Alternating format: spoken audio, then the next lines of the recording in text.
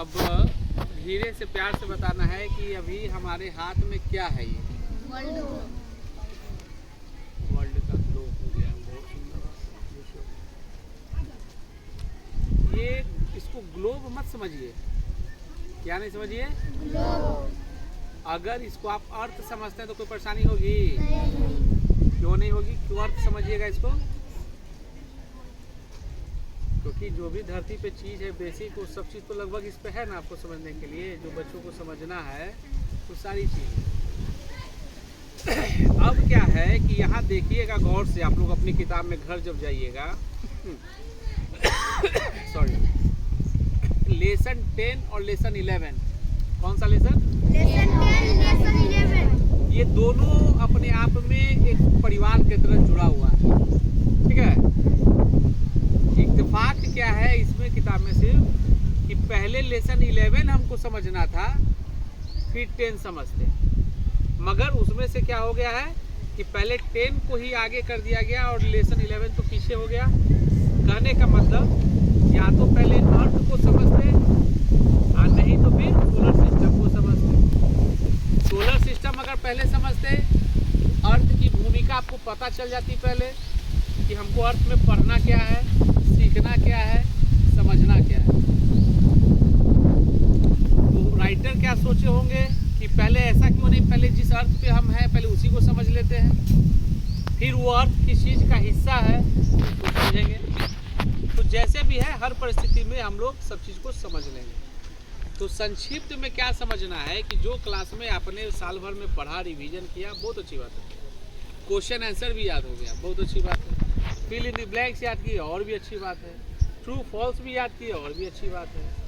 पर हमेशा याद रखिए कि पढ़ाई का मतलब एक सिमिलरिटी होना चाहिए। अब जैसे आप सिलेक्टेड बच्चों को हम यहाँ बुलाए, सिलेक्टेड बच्चे हो गए तो भीड़ से आप अलग हो गए, भीड़ से अलग हुए तब ना सिलेक्टेड कहलाए, नहीं तो सबको आना है। तो जिस भीड़ से अलग किए तो आपके नाम में लग गया सिलेक्टेड, चयनित बच्चे। उसी तरह से जब आप ड्रेस अगर एक जैसा पहनते हैं तो सब सिमिलर, पर जहाँ देखिए ड्रेस चेंज कर लिए, जो दूसरे दिन पहनना है उसको अगर आज पहन लिए तो आप क्या हो गया? डिसिमिलर, आप भिन्न हो गए। तो हमेशा याद रखना है कि हर चीज़ को कैसे प्रेजेंट किया जाए कि वो काफ़ी सुंदर और देखने में अट्रैक्टिव होना चाहिए। Presentation should be neat and clean और काफ़ी सुंदर होना चाहिए। अब हम लोग क्या सीख रहे हैं इसमें सोलर प्लैनेट जब आप पढ़े होंगे क्लास में तो देखे होंगे कि ये पृथ्वी भी जो है किसका चक्कर लगा रही है? सोलर प्लैनेट में जो फोकस किए, ये पृथ्वी जो है सूर्य का भी चक्कर लगा रही है। वो अपने पाथ पे लगा रही है, उसका एक पाथ निर्धारित है, उसी पे उसको चलना है। ठीक है। जब वो कंप्लीट चल ली तो क्या हो गया? जब सूर्य का पूरा चक्कर लगा ली तो क्या हो गया?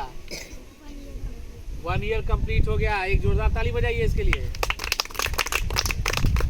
ठीक है, कंप्लीट हो गया ना। तो लगभग कितना दिन पे कंप्लीट हो जाता होगा?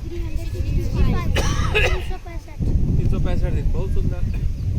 मगर अब सवाल दूसरा उठ रहा है कि अगर वो तो चक्कर लगा ही रही है, मगर अगर यहाँ पे ही अगर चक्कर लगा ली अपने ही जगह पर, जिस जगह पर है, तब क्या हो जाएगा?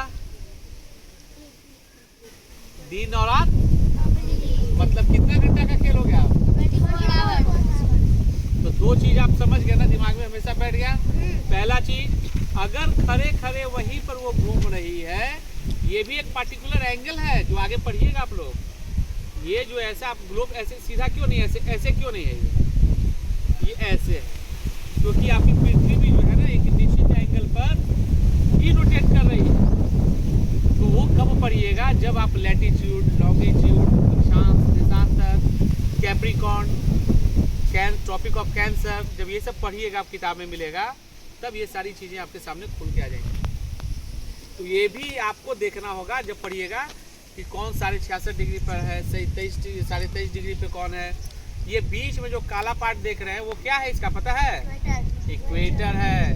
ठीक है। 0 डिग्री पे क्या है? इक्वेटर है। जो पृथ्वी को कितने भाग में बांट दिया? 2 बराबर भाग में बांट दिया। इस इक्वेटर का भी बहुत बड़ा खेल है, योगदान है। इसमें भी बहुत जीके और साइन छुपा हुआ है। तो हर चीज़ को हम लोग स्टेप बाय स्टेप फॉलो करेंगे, ध्यान इधर उधर नहीं करेंगे, एकाग्रचित होकर याद करेंगे। ठीक है, एक काम कीजिएगा, 1 सेकंड पॉज कीजिएगा।